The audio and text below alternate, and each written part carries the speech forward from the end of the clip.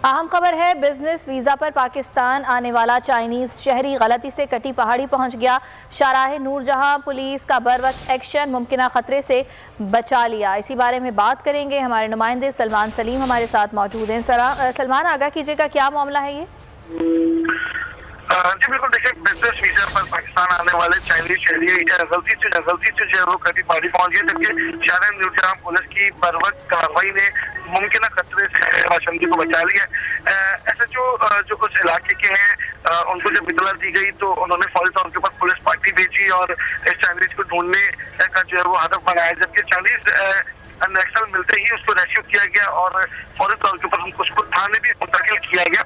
Chinese नक्सल का नाम जो है वो बिजनेस वीजा पर आज ही पाकिस्तान आया है और दूसरी जानिब एयरपोर्ट से भी जो है वो पता नहीं चल सका कि सीधा कटी पहाड़ी किस तरह पहुंचा है। चीनी शहरी मुमकिन तौर पर जो है वो कटी पहाड़ी को से आई थी मुकाम समझ कर जो है वो वहाँ पर के मुताबिक चीनी बाशिंदा बिल्कुल खैरियत से है। जी ठीक है सलमान, अपडेट्स के लिए बहुत शुक्रिया आपका।